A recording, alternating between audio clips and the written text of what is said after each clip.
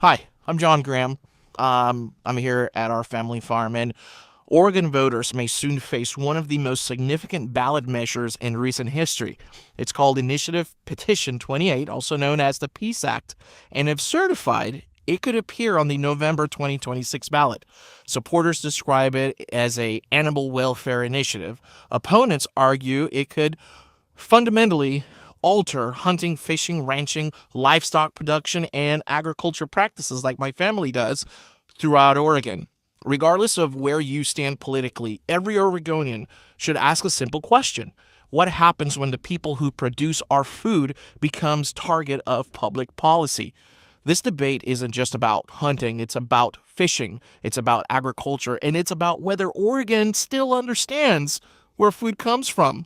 For generations, the people of Eastern Oregon, Central Oregon, Southern Oregon, and rural communities across this great state has helped feed Oregon families. Ranchers raise cattle, farmers grow crops, fishermen harvest from our rivers and coastal waters, hunters contribute to wildlife management and conservation. These aren't faceless corporations. These are families. These are small businesses. These are hardworking Oregonians who get up on sunrise to work through rain, snow, drought, and heat and dedicate their lives to producing food and managing the land. Many of the people supporting measures like IP 28 live far removed from those realities. Let's be honest. Many people in Portland metro or any metro area here in Oregon have never fixed a fence after a winter storm, had never spent sleepless nights during calving season, have never worried whether a crop would survive a drought. They've never depended on livestock prices, rainfall, or successful harvest to pay their mortgage. Many only see food after it's been wrapped in plastic and sitting under bright lights at their grocery store. That's not an insult. It's simply reality of modern life. But when people become disconnected from agriculture, they often lose sight of what actually takes to feed the state. Food doesn't grow at Safeway. Food doesn't begin at Fred Meyer. Food doesn't begin at Whole Foods. Food begins on farms like this one. Food begins on ranches. Food begins on fishing boats. Food begins with men and women willing to perform difficult work that most people will never experience firsthand.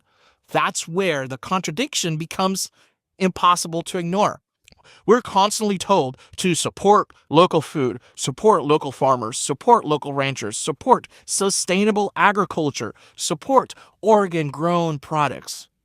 But how can we claim to support local food while supporting policies that many producers believe threaten the industries responsible for producing it?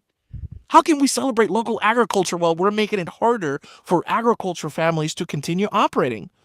That isn't common sense. That's a disconnect between ideology and reality. And I'll tell you this, Oregon is also home to something very truly special. Century farms and century ranches. These are families who have cautiously operated the same farm or ranch for more than 100 years. Some have worked the same land for over 150 years. Think about that. These are families that have survived economic depressions. They've survived the floods. They survived droughts. They survived wars. They've survived changing regulations and shifting markets. Through every challenge, they've continued producing food and supporting for their families and the rest of the state. For many of these families, the farm isn't just a business. It's a family history. It's their heritage. It's their grandparents' hard work and sacrifice, and that they hope to pass down to future generations. Policies that affect agriculture don't just affect businesses.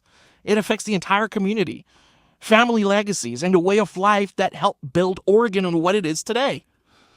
There's another reality many people overlook. Hunters and anglers play a major role in funding conservation acts. Through license permits, tags, excise taxes, they help fund wildlife management, habitat restorations, conservation research, and public access programs throughout the state. Conservation isn't accomplished through slogans. It isn't accomplished through funding or stewardship or responsible management. At its core, this debate comes down to a simple question. Do we trust people to grow our food, manage our land, and sustain our rural communities?